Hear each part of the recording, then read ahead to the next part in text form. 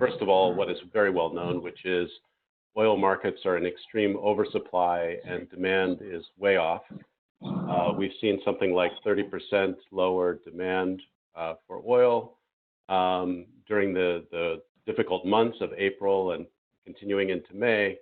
Meanwhile, the supply cuts from OPEC Plus just starting in May are only about 9.7 million barrels and then quickly scale down to about 7 million barrels. So it's too little cutting and too late.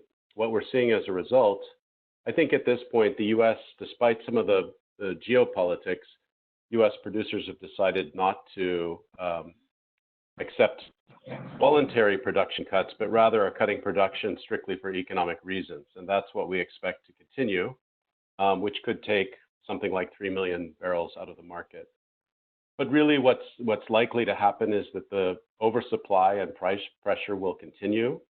Demand rebound will be limited by the gradual nature of the economic rebound, even though perhaps people will begin to commute again and use petroleum products for ground transport.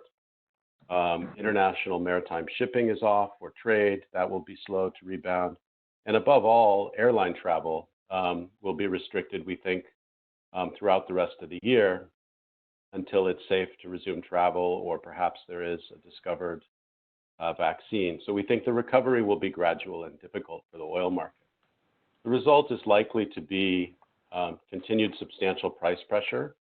We don't see a recovery to $40, $50 oil prices very soon. We do think prices will get back, speaking about Brent now and international prices, into the $30 range next year, but not recovering as rapidly as some originally suggested. Time will tell. But anyway, at these lower levels, it's taking the incentive out of drilling for oil and associated gas production in the Permian Basin and in some of the liquids-rich basins such as Eagle Ford and others. So the result is going to be a reduction of associated and liquids-rich shale gas production or associated gas production in North America. And we're already seeing that, and we're seeing that gas prices are increasing in response. This will continue. While some have said that gas prices could increase contrary to oil prices, the more oil prices stay down, the more gas prices will increase. Some have suggested these could be very disruptive impacts. We see actually a more orderly process where the increase in gas prices is gradual as necessary to stimulate more dry gas production. And that there is plenty of that dry gas production, as you probably know, in the Fayetteville, in parts of the Eagle Ford and Marcellus and so forth. There's really no shortage of gas. It's just going to change the nature of gas production, change the location to some extent, and increase the price as necessary to justify that production. But the price impacts are not as dramatic as one might think, because actually these days the dry gas production economics are quite favorable. So we don't see gas prices staying in the $1 range where they just climbed in the last couple of days above $2, but more likely in the $2.50 to $3 range going into next year. And we think that will be sufficient to bring online quite substantial amounts of new dry gas production. There could be some hiccups in the road and some disorder in the market as this shift occurs.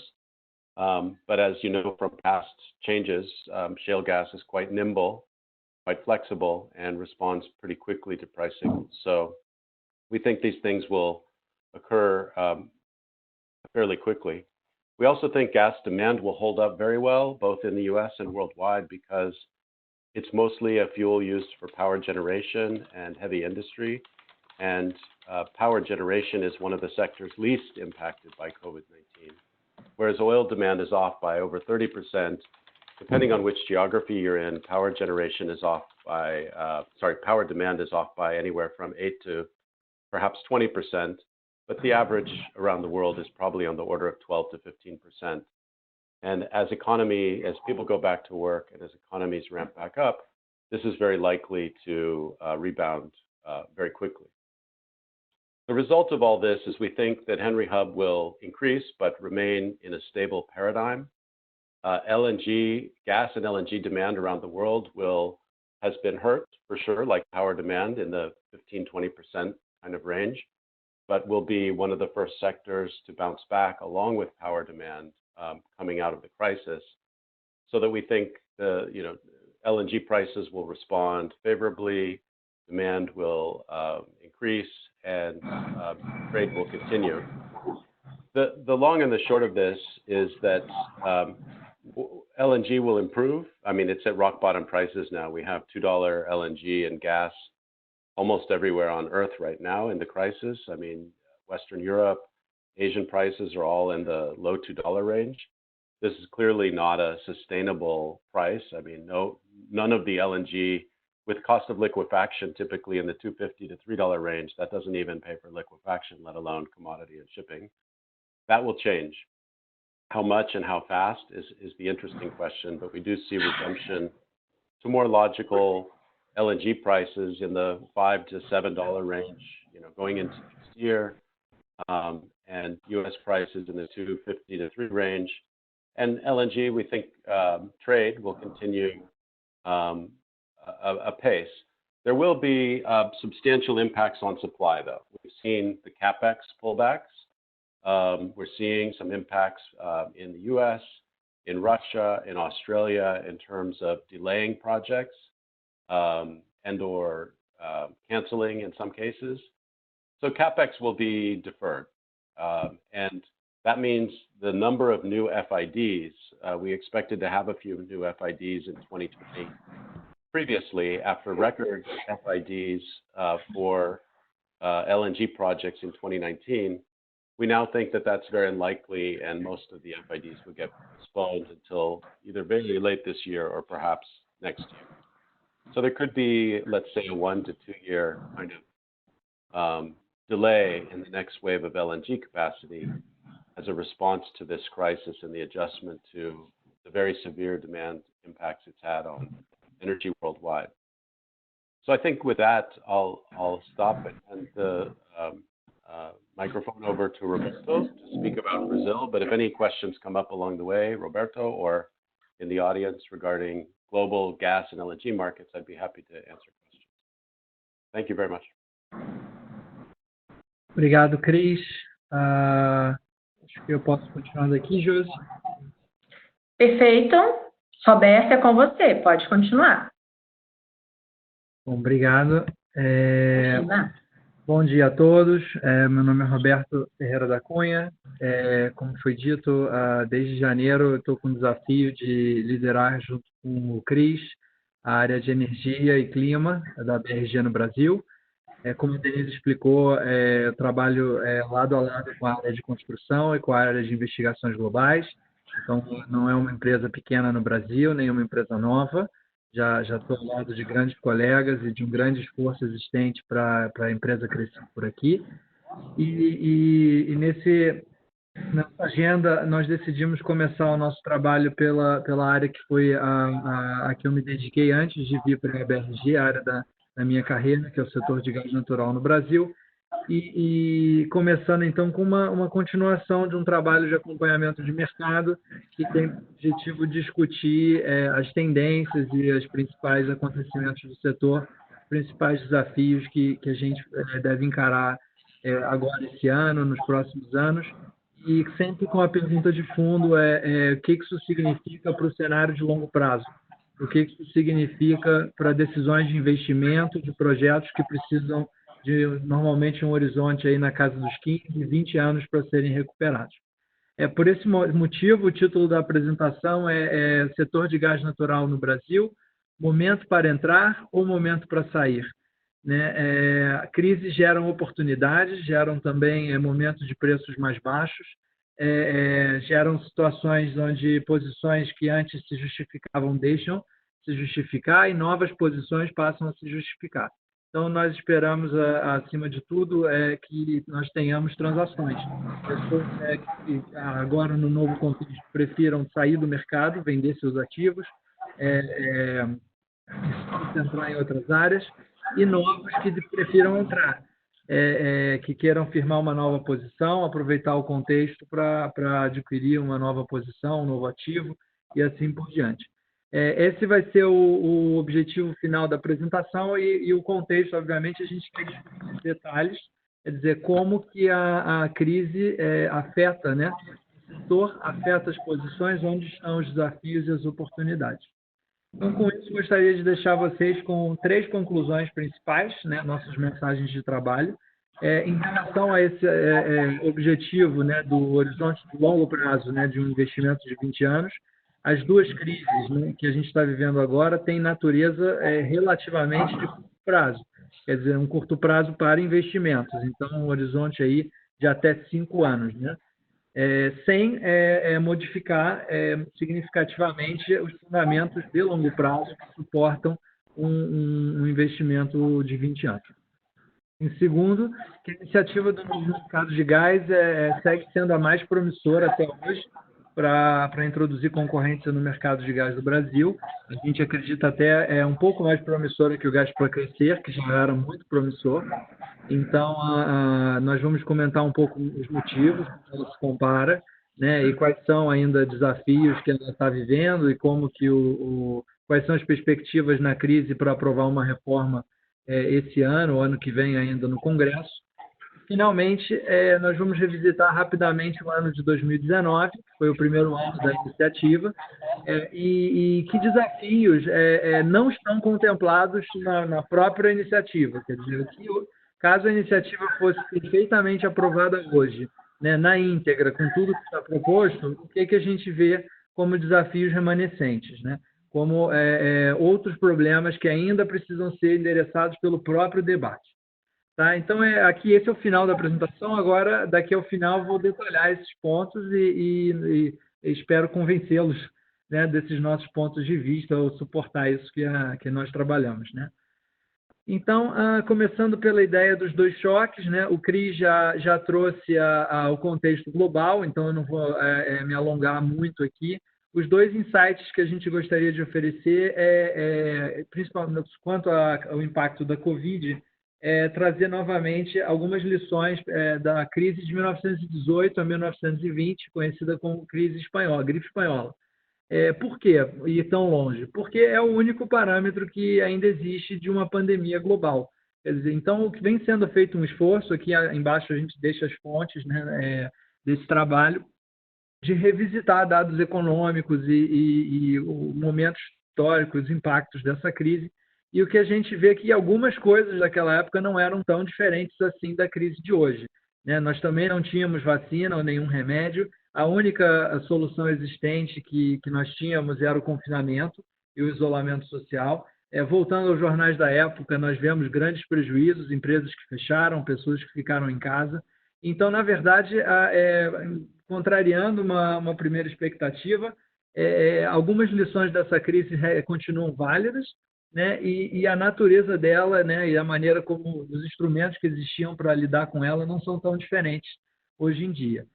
Hoje a gente espera ter números muito melhores do que as estimativas de 500 milhões de infectados e 50 milhões de mortes, né? Se Deus quiser, não vamos chegar nem perto disso, né? A crise lá daquela vez durou 18 meses e foram 3 ondas, é um parâmetro interessante para a gente balizar expectativas para essa crise agora. Os impactos econômicos têm um pouco de poluição nas bases de dados por conta da Primeira Guerra Mundial que estava acontecendo, então havia dois efeitos globais, né, nos dados, mas tudo aponta aqui no nosso último balão para uma recuperação em V. Quer dizer, os dados da época mostram que você tem uma grande queda econômica durante a crise, seguida de uma recuperação acelerada em direção a uma tendência de base original. Se a gente trouxer esse conceito para o mercado de gás, já fatorando todas as considerações globais que o Cris apresentou, a gente tem aqui os 2 paradigmas para a gente comentar. A linha azul clara contínua seria um cenário original, né, de demanda em que a gente espera um crescimento orgânico com base em crescimentos tendenciais do PIB, disponibilidade de oferta, preços equilibrados. A linha pontilhada se referiria a um choque permanente, ou seja, uma queda muito drástica gerada por uma crise, e a partir desse ponto o mercado continua se desenvolvendo pelas tendências orgânicas a partir do ponto mais baixo, né? Esse seria um choque permanente. E a linha azul demonstra uma recuperação em V, que seria quando, a partir daquela queda, você tem alguns anos para se recuperar em direção ao seu cenário original. Nós hoje acreditamos que a gente está, como eu mencionei no início, mais próximo de uma recuperação em V para o mercado de gás no Brasil, pelos seguintes motivos. Nós temos já a capacidade de demandar instalada, né? Como nós vimos em 1918, a crise gera um confinamento social e um impacto econômico durante a vigência das medidas, mas uma vez que as ondas vão se passando e a população vai se imunizando, a atividade econômica tende a retornar, a capacidade de demandar da economia continua instalada, então os carros voltam a sair da garagem, as fábricas voltam a produzir e gradativamente as pessoas voltam a consumir. Quer dizer, essa seria, então, a nossa expectativa base hoje para a recuperação do mercado no Brasil, o que não significa que nós não vamos passar 2, 3 anos ruins, né? E de queda de demanda, queda de arrecadação, discussões de força maior, de take or pay. Quer dizer, um cenário, uma mensagem um pouco mais esperançosa para o longo prazo e realista no curto prazo. O grande ponto a se reter disso aqui é que não haveria um fundamento para você mudar decisões de investimento de 20 anos. Quer dizer, passada a crise, passada essa recuperação, seguiria o potencial de crescimento da demanda do Brasil, liderado pelo nosso PIB, pelo crescimento da classe média e assim por diante, por fundamentos da economia do Brasil. Algumas observações também sobre o preço do petróleo. O Cris já mencionou nas expectativas, então apenas para completar o meu raciocínio, a gente está trabalhando aí com preços na casa aí dos 30 a 40 dólares, como o Cris mencionou. Aqui esse gráfico simplesmente mostra que nós tínhamos até 2014 um equilíbrio de preço de Brent, né, entre o OPEP e o mercado, de um modo geral, na casa dos 100. Né? Conforme o petróleo não convencional dos Estados Unidos passou de 1,5 milhão para 6 milhões de barris, né, em praticamente 5 anos, né, o market share da OPEP foi caindo até um ponto insustentável. Houve, então, esse momento em que a Arábia Saudita produziu muito, né? Tivemos 2 anos de preços flutuantes aí na casa dos 30 dólares e foi firmado o acordo da OPEP+, né, que trouxe os preços de novo para casa, pelo menos dos 50 a 60 dólares por barril. Nesse horizonte, então 18, 19, né, metade do 17, a produção dos Estados Unidos voltou a crescer, chegando a quase 9 milhões de barris nas áreas de produção não convencional. Isso, como a demanda, né, da crise da Covid, gerou essencialmente o mesmo efeito, né, uma incapacidade da OPEP ir reduzindo sua produção para que os Estados Unidos continuassem crescendo. Né? Então, o raciocínio do Cris seria que nós estaríamos passando mais ou menos pela mesma situação de 2015, um período de oscilação até que a organização, os países e meio, outros países, né, dessa vez, Estados Unidos, México, né, participaram das conversas, voltem a entrar num acordo num certo nível que trouxesse o preço de novo a um patamar sustentável, novamente mais baixo. Assim como nós passamos de 100 para 60, por conta da resposta do não convencional dos Estados Unidos, precisaríamos passar agora de 60 para algum valor, poderia ser 30, 40, né, alguma coisa que permitisse um certo equilíbrio entre a produção da OPEP, né, OPEP+, e do resto do mundo em relação à demanda que existe. Tá? Isso significa para o Brasil, então, o ponto importante disso para a nossa discussão, é que os preços retornando à casa dos 35, 40 dólares estão preservados os fundamentos de investimento no pré-sal, que é uma grande âncora de desenvolvimento do mercado de gás e do setor de energia no Brasil.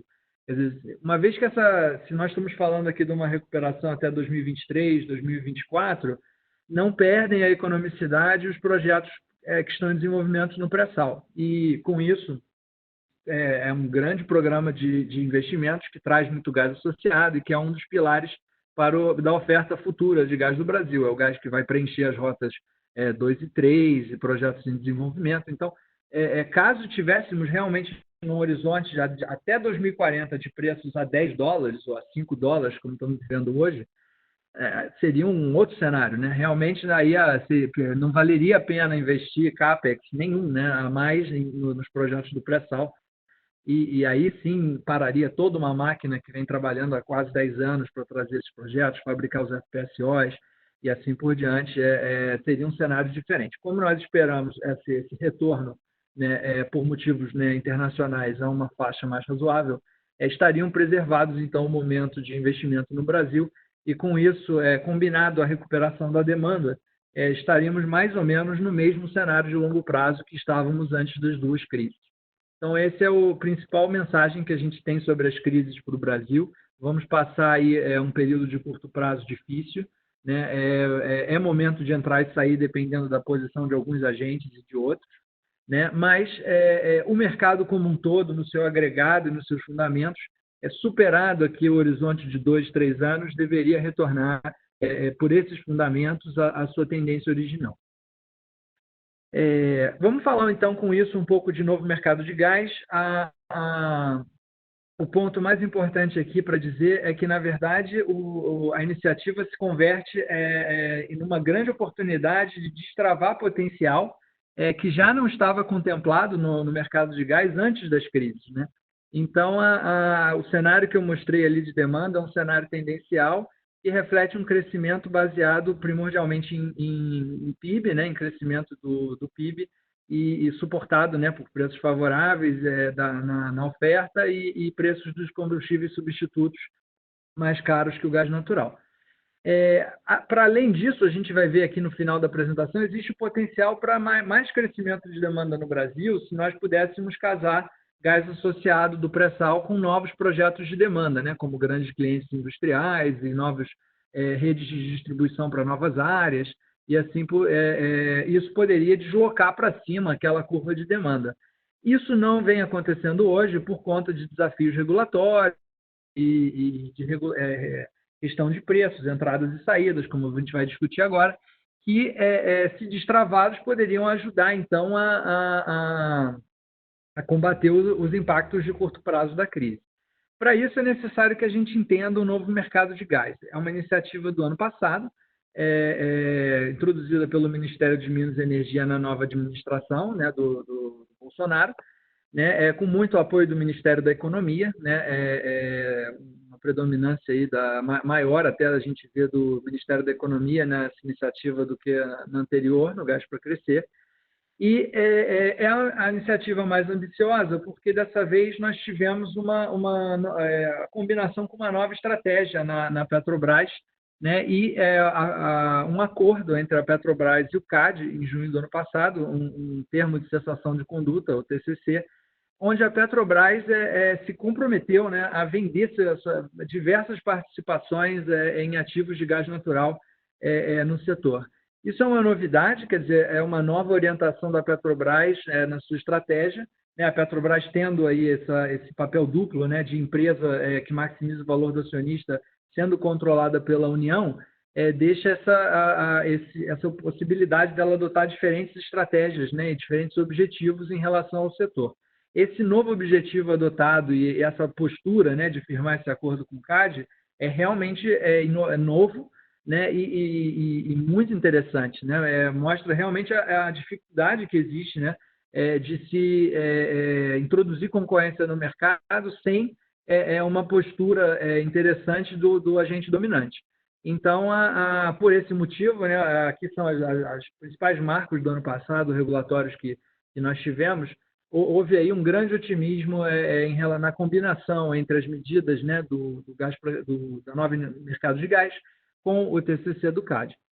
Isso, infelizmente, se frustrou um pouco ao final do ano com o resultado do concurso de livre acesso do Gasbol, onde, depois de um projeto piloto, né, de introdução de entradas e saídas ainda dentro da Lei 11.909 e do Decreto 9.616, terminamos ainda com a Petrobras, comprando toda a capacidade leiloada, né, os próprios 18 milhões que estavam em leilão, o que guarda mais similaridade com o passado, né, com a tradição de dominância da Petrobras, do que com a introdução de concorrência. Então, o que houve, né? Quer dizer, o que faltou ao novo mercado de gás? Houve algum problema? Ou tem algum problema no TCC do CAD? Tem algo errado em a Petrobras ter comprado toda essa capacidade? Ou isso, na verdade, é bom? Quer dizer, onde é que, como interpretar, né, esses resultados de 2019? O que a gente entende disso é que ainda há uma grande estrada pela frente, mesmo no novo mercado de gás e na regulação da concorrência no Brasil. Como exemplo, a gente traz aqui apenas os dispositivos introduzidos pelo Decreto 9616 e a agenda de resoluções que isso gera, né, a agenda de trabalho na ANP, para especificar todos esses conceitos novos e criar detalhes, né, regras para o dia a dia da indústria, né, com base em novos conceitos de um decreto, né, antes da aprovação de uma lei. Então, nós vamos precisar, né, pela agenda esse ano, de critérios para a independência do carregador, critérios para a interconexão de gasodutos de transporte de empresas diferentes, revisão do processo de revisão de tarifas de transporte, códigos comuns de rede e assim por diante. O que isso significa? É que não existe um único elemento, né, que a gente pudesse mudar, né, como a introdução de entradas e saídas no gasoduto Bolívia Brasil, que pudesse mudar o mercado como um todo de uma vez. Há um conjunto de elos de uma cadeia que precisam ser regulados e ajustados até que nós tenhamos aí as condições regulatórias para ter condições de concorrência de mercado, né? Em especial, a gente quer ressaltar ainda alguns conceitos que ainda vão precisar ser regulamentados e que estão listados no projeto de lei, né, que está em trâmite no Congresso. Né? Nesse projeto estão listados novas definições e novos conceitos que fazem parte de um grid de transporte liberalizado e que nós antecipamos vão gerar muitos debates e dificuldades também na resolução, na elaboração de resoluções da ANP, como especialmente o conceito de áreas de capacidade de mercado, o gerente da área de mercado, zonas de balanceamento, os códigos de rede, a criação de um mercado organizado, o próprio conceito do que é um sistema de transporte, né, e dos planos coordenados de desenvolvimento. Todas são novidades regulatórias que, uma vez aprovada a lei, vão precisar de um decreto, vão precisar de resoluções, e todos eles são elementos necessários para você ter concorrência e muitos agentes operando numa rede. Então, para finalizar essa parte do novo mercado, a gente queria comentar alguns desafios para a reforma de condições existentes ainda, quer dizer, que estão sendo tratadas pela lei, mas que vão ser de difícil resolução. Um dos problemas são os contratos legados, né? Isso significa que existem contratos de transporte hoje que já estão vigentes e firmados nos marcos regulatórios anteriores, né? Isso significa, por exemplo, que no caso do livre acesso do gasoduto Bolívia Brasil, nós tivemos um contrato de 18 milhões sendo licitado em regime de entradas e saídas, precisando coexistir com contratos anteriores dos restantes 12 milhões que estavam ainda no regime postal. Para que isso fosse possível nesse caso, foi necessário que o detentor desse contrato original aceitasse converter seu contrato do regime postal para entradas e saídas. Isso foi voluntário, né, sem o qual os dois contratos não iam conseguir coexistir, e não era ainda uma previsão legal que pudesse, né, voltar para dentro de um contrato anterior e forçar que o dono desse contrato aceitasse fazer isso. Sem essa previsão legal e essa possibilidade, há um desafio nos próximos, né, contratos legados que existem de outros, né, detentores, ou eventualmente se um detentor atual, né, a Petrobras, na maioria dos casos, vende, né, o direito a um outro detentor, se esse detentor aceitaria, né, a mesma condição que aconteceu no gasoduto Bolívia Brasil. Quer dizer, existe essa dificuldade de implementar um regime de entradas e saídas enquanto contratos legados existem no sistema de postal. A gente ressalta também a interconexão do sistema de transporte, quer dizer, o Brasil é marcado por usinas térmicas que operam em disponibilidade, cada uma com CVU diferente, né? Então, cada preço spot do setor elétrico gera uma combinação na rede de usinas ligadas e desligadas, e para cada nível de preço spot e cada combinação, nós temos um fluxo ótimo resultante entre as malhas.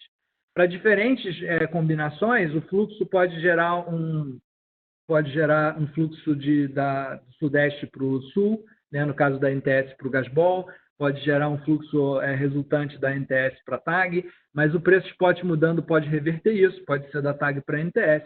E essas reversões podem acontecer diariamente, dependendo de como as plantas estão despachadas.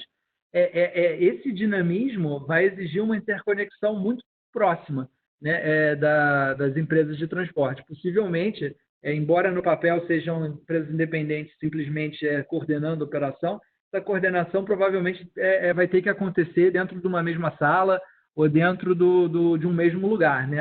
Há lá, né, um operador do sistema. Quer dizer, claro que o que está no papel é uma coisa e a prática é outra, mas a natureza, né, da coordenação do sistema de transporte no Brasil exige, né, uma operação da malha como um todo, né, do sistema de transporte como um todo, principalmente por conta da posição das plantas de geração elétrica ao longo da rede. Dá para comentar também a definição de zonas de mercado, porque o desafio aqui é que cada agente, né, em uma posição na rede tem interesse por uma definição de zonas. Geralmente você quer que a zona seja a menor possível entre pegando o seu caminho da entrada até a saída, né? Então, se você está muito perto de uma entrada, você gostaria que tivesse uma zona só para você. Se você está muito longe, você quer que a zona pegue todo mundo, porque as tarifas das zonas, elas recuperam os custos, né, de capital dos gasodutos dessa zona. Então, se você tem uma zona muito grande, você está compartilhando o custo da rede inteira com todo mundo, se você usa ela só um pouquinho, né? E ao contrário, se você usa muito, você acaba, o custo seria acima da média, você só paga a média. Então, você está, na verdade, obtendo um subsídio cruzado de quem está mais próximo, né? Então, aqui é uma definição, uma tendência de que as zonas sejam iguais, né, aos próprios contratos e malhas que já existem, mas a gente também antecipa aí alguns debates, especialmente também quando existem gargalos dentro das malhas, né? Outra alternativa é você definir zonas nos gargalos, né? Justamente para ter que cobrar uma saída e uma entrada, né, de uma zona na outra, em um ponto de escassez, né? O trânsito em um gargalo dentro da malha geralmente o que impede, né, um fluxo maior de entradas a montante e de saída jusante, né? Então, às vezes, identificar os gargalos, definir zonas, né, com interseção nos próprios gargalos seria também um conceito interessante. E, finalmente, o desenvolvimento de novos produtos de transporte, que é o grande objetivo de entradas e saídas, né? Permitir mais dinamismo no mercado, que carregadores possam comprar apenas saída na porta da sua casa, que os produtores possam entregar apenas no ponto de entrada mais próximo do seu campo, né, ou terminal, e que isso possa ser feito em capacidade firme, interruptível, com mais dinamismo e contratos menores, né? Tudo isso vai resultar da resolução dos desafios anteriores que eu mencionei, sem contar com os conceitos, né, e a adequada implementação desses conceitos que estão propostos aí no novo projeto de lei. Então, isso conclui essa segunda parte, onde eu digo que o novo mercado de gás é a iniciativa mais interessante, principalmente por conta do novo papel da Petrobras, que se dispôs a vender muitos agentes. Terminamos o ano ainda com a Petrobras comprando comprando toda a capacidade, né, que foi leiloada. Recentemente ela reduziu de 30 para 20 milhões, mas essencialmente uma grande estrada pela frente. Nessa última parte, rapidamente, eu vou comentar alguns desafios que a nosso ver, ainda não foram contemplados pela reforma como está colocada. O principal desafio que a gente vê está ligado ao próprio paradigma da reforma, que é a de introdução de concorrência, né? Então, de redução do papel do Estado e de atuação de empresas estatais, e de introdução de regras que permitissem que os agentes interagissem entre si, buscando o próprio resultado, e com isso gerasse, né, o resultado mais eficiente para o desenvolvimento do setor. O principal desafio nesse sentido, se tudo fosse aprovado como está hoje, é o desafio que a gente vai comentar aqui da coordenação de investimento. Para ilustrar isso, eu vou comentar dois contextos, duas condições de contorno, né, que são os fundamentos do mercado do Brasil. Primeiro, a quantidade de gás disponível ainda na Bolívia, né? Então, quando a gente discute regulação de gás, existe normalmente uma comparação com outros países, outros lugares no mundo, em que experiências regulatórias relevantes ou parecidas, né, especialmente quanto aos conceitos, foram bem-sucedidas, e a gente busca entender sucessos e fracassos desses dispositivos regulatórios e trazer para o Brasil.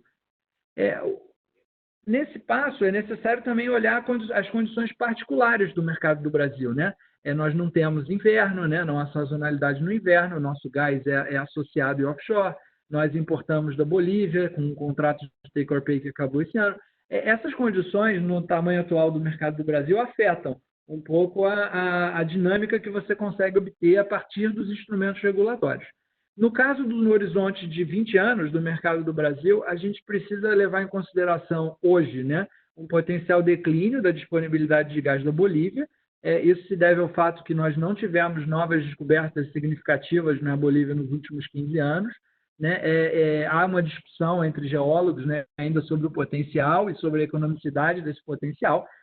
Então, e como a gente sabe, a Bolívia atravessou aí uma crise, né, política no ano passado, vem discutindo aí as novas eleições, tem termos de upstream bem rígidos e bem favoráveis ao governo, o que o desencoraja, então, o interesse em explorar na Bolívia. Toda uma agenda que precisaria ser endereçada até que a Bolívia eventualmente viesse a descobrir novos grandes campos para substituir os atuais que já estão entrando em declínio. Para o momento, a gente trabalha com o que existe e o que está apontado, né? Que é um declínio dessa disponibilidade. Essa estimativa aqui considera uma curva de produção dos campos, retira o crescimento da demanda orgânica da Bolívia e o contrato existente com a Argentina e estima, grosso modo, essa disponibilidade para o Brasil, o que permitiria uma renovação de 30 milhões até 25 e uma de 20 milhões até janeiro de 2030. Nesse contexto, já há um espaço de demanda natural para substituir esse volume, né, se isso for acontecer. Então, existe uma demanda natural ainda, uma base de demanda existente que absorveria o gás associado em indústrias que já consomem gás, né, apenas para substituir o gás boliviano. Tá? Esse é um primeiro elemento. E o segundo, então, quer dizer, esse espaço estaria bem ocupado pelas rotas 1, 2 e 3. Quer dizer, quando a gente faz essa conta, essencialmente, para um crescimento orgânico de demanda e para uma queda da Bolívia, a demanda estável do Brasil absorveria bem o volume que é o projetado nas rotas 1, 2 e 3. O que deixa em aberto a pergunta das rotas 4, 5 e 6. Quer dizer, algumas ainda são simplesmente ideias, né? Não existem nem licenciamento ambiental, estão começando. Mas de onde vem esse potencial? Vem das estimativas de produção bruta dos campos do pré-sal, que teriam aí uma quantidade de gás associado, já descontado reinjeção por conta de CO2 e por conta de consumo em plataformas, né, e outros consumos que acontecem antes do gás poder vir à costa. Quer dizer, existiria um volume potencial de gás que poderia vir à costa que seria suficiente para sustentar mais 3 rotas, né? A 4, 5 e 6. A 4 já existem estudos mais avançados, a 5 e a 6 são mais ainda conceituais. E a grande pergunta que sobra o que vai determinar, né, se essas rotas vão acontecer e se esse gás vai querer vir à costa. Como nós comentamos, a gente não vê hoje um potencial de demanda na base existente para absorver mais 3 rotas, né? A substituição da Bolívia se encaixaria até nas rotas 1, 2 e 3, né? E com isso, essas rotas precisariam de novos projetos âncora, né? Projetos industriais grandes, como no passado a Petrobras considerou plantas de fertilizantes, refinarias, um complexo petroquímico no Espírito Santo. Eram grandes projetos industriais ou na área de gás que seriam âncoras de demanda também, para absorver mais gás, né? Sem esses projetos, fica essa questão da coordenação para novos projetos greenfield, né, na costa. Seja uma distribuidora fazer um CAPEX para atingir novos municípios distantes, um novo gasoduto de transporte levando para áreas ainda inexistentes, né, onde não tem consumo de gás. Quer dizer, o que a gente vê hoje como grande desafio é que, se fossem aprovadas as condições como estão hoje, a gente ainda vê no mercado problemas de coordenação, onde o operador de um campo upstream fica preocupado em atrasar uma produção de petróleo, esperando que uma outra empresa faça um gasoduto de transferência ou um processamento, ou que uma outra empresa faça uma planta de industrial ou alguma coisa. Sem essa integração vertical, você perde esse controle dessa coordenação e passa a ter um nível de risco muito elevado no seu próprio projeto.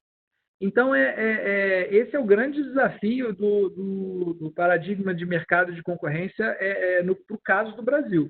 Como nós vamos fazer a coordenação desses riscos, né? E garantir que os agentes vão ter confiança e interesse uns nos outros para que esse potencial de oferta que ele está mapeado e que já é comentado nos estudos da EPE e de outras consultorias, quer dizer, possa se materializar.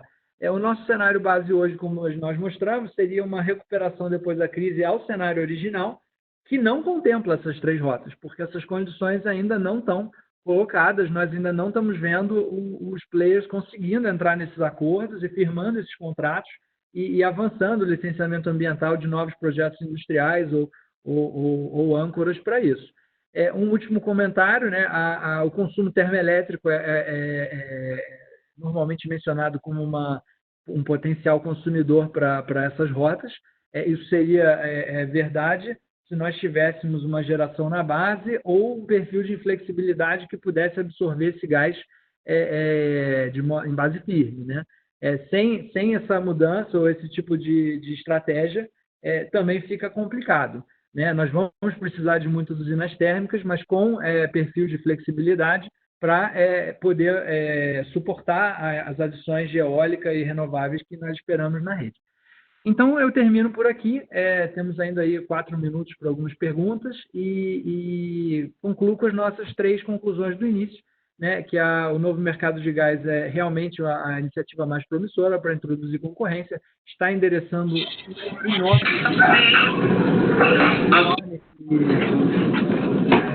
feitos e de novidades necessários para ter concorrência no setor, que nós tivemos desafios importantes em 2019, quer dizer que nós precisamos do conjunto de novidades na rede, uma só não é suficiente, mas ela é necessária, né?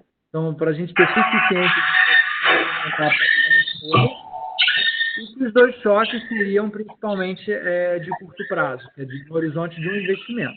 De modo que a gente voltaria, conclui dizendo que o Brasil está em um momento ainda estável em termos de investimento, temos atratividade no pré-sal, nas eólicas, nas renováveis e nos investimentos no setor de gás que decorrem das necessidades desses 2 setores.